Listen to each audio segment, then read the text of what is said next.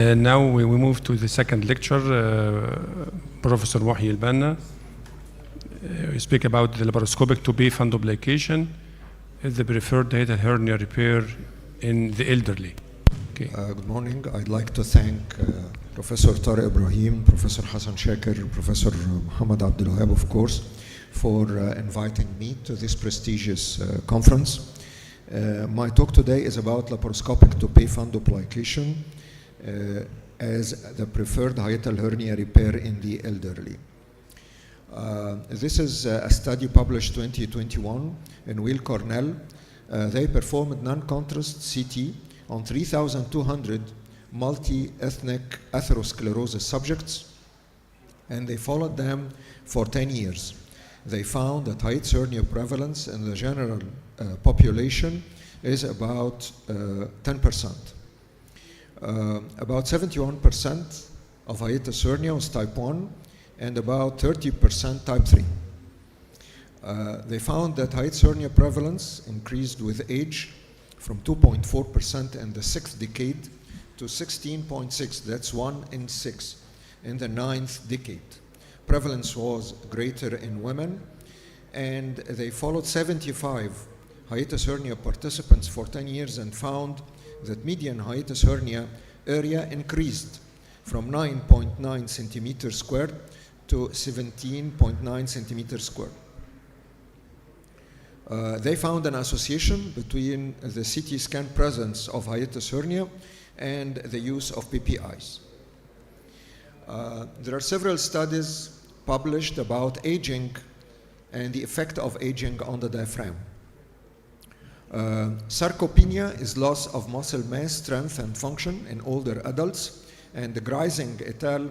Proved that aging in mice is associated with loss of diaphragm force, that accelerated aging in mice results in diaphragm sarcopenia. The same findings were confirmed by Wang et al. And Denise et al. Studied diaphragmatic muscle thickness in the elderly and found a decrease in the thickness of the diaphragm in sarcopenic elderly with decreased respiratory functions. Noshi et al. Performed post-mortem diaphragm muscle histological analysis, and they found that there are histopathological changes with aging with decrease in type 2X and type 2B fibers in the diaphragm in the elderly. Recently, the concept of respiratory sarcopenia has emerged, and ultrasound evaluation of the thickness of the diaphragm has been proposed as a measure of respiratory muscle mass. What are the surgical implications of these studies? First of all, hiatus hernia is found at least in 10% of the population. Hiatus hernia increases with aging. The size of the hiatus hernia increases with aging, and there is a higher recurrence rate of hiatus hernia after surgical repair in the elderly. What we do actually is that we suture repair the diaphragmatic esophageal hiatus, and we need to ask ourselves, is this adequate? Will it hold? Because it depends on the integrity of the diaphragm muscle, the type of fibers, the strength of the fibers. And what are these parameters in the elderly? The incidence of large and giant hiatus hernia in the elderly is higher than younger age, and the reverse is true. Some authors recommend using the term large hiatus hernia for crural defects larger than 5 centimeters, while others suggest its use for defects more than 7 centimeters, or when 50% or more of the stomach herniate into the chest. And some authors suggest that we use the term giant hiatus hernia for hiatus hernia that contain other organs and defects with a surface area more than 20 centimeters squared.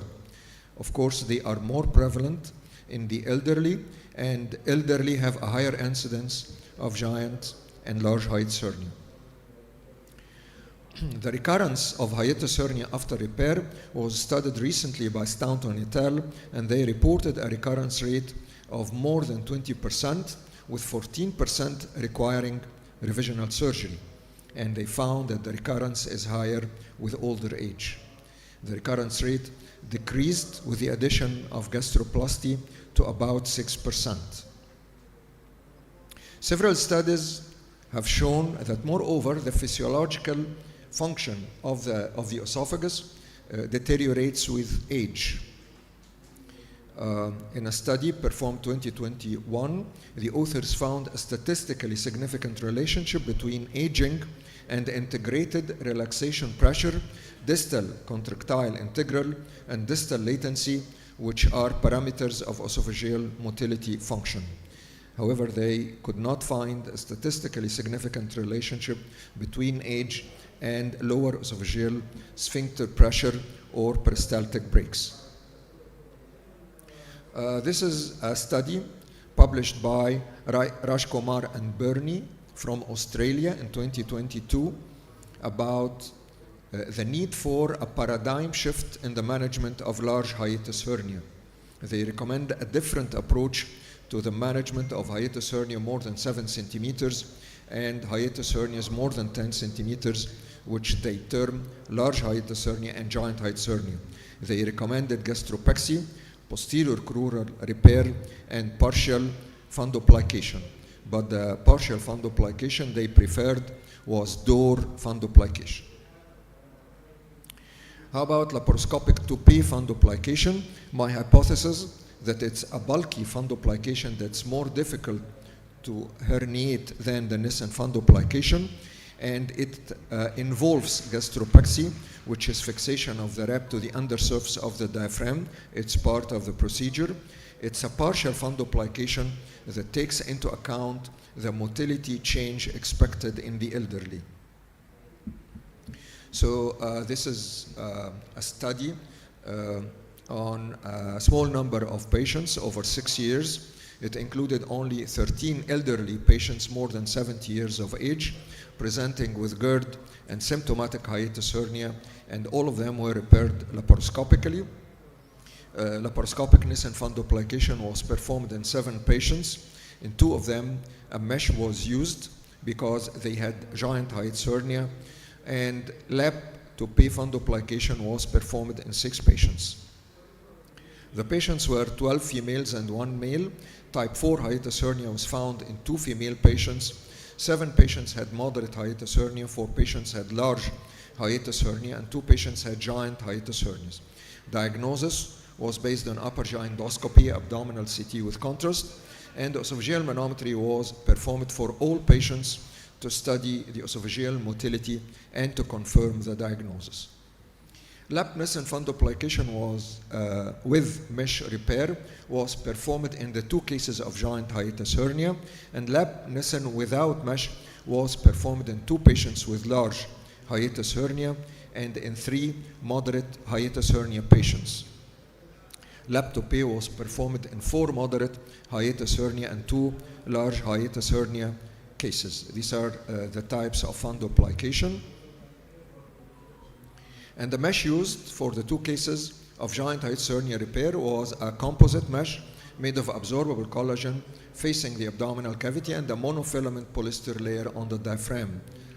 Both patients were females, and both cases had uneventful post-operative period, and they were followed up for 3 years with no recurrence and with marked improvement of symptoms.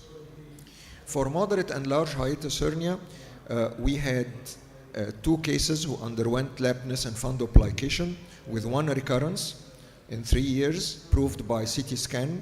For moderate hiatus hernia, 3 underwent lap Nissen with 2 recurrences at 4 and 5 years.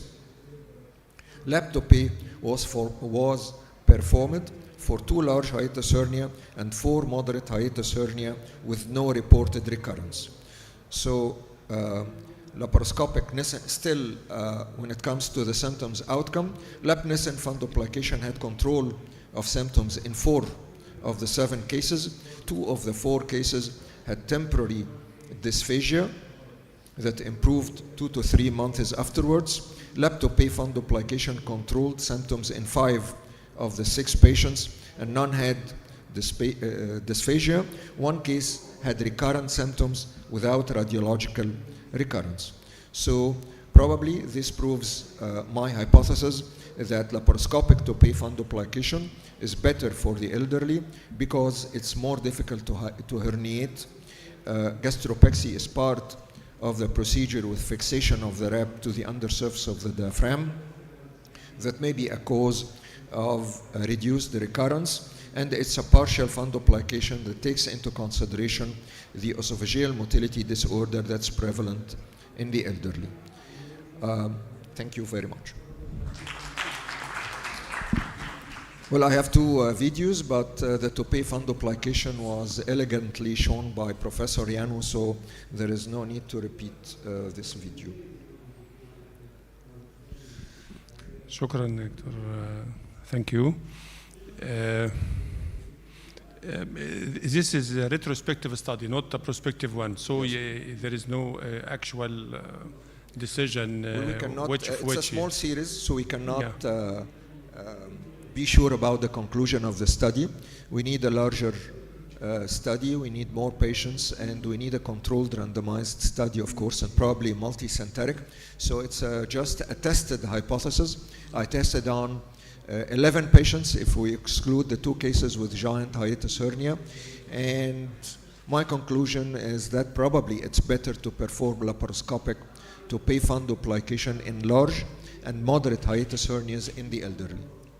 And also this is prospectively, and then you will put a mesh or not, and you will fix the repair or not. I reserved the mesh for giant hiatus hernias. We had 2 cases, and there was no comparison because in both cases I performed Nissen fundoplication with mesh. I did not try the toupet with mesh in those 2 cases. Okay. Any other question?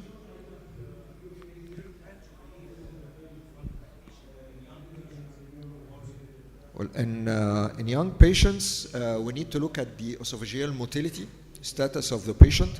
If the patient has a motility disorder, so it's better to perform a toupet to reduce the incidence of dysphagia that's higher after laparoscopic Nissen fundoplication.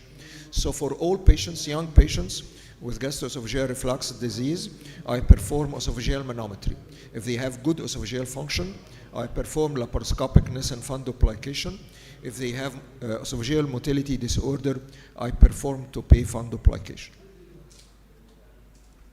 Thank you. Thank you very much. Thank you.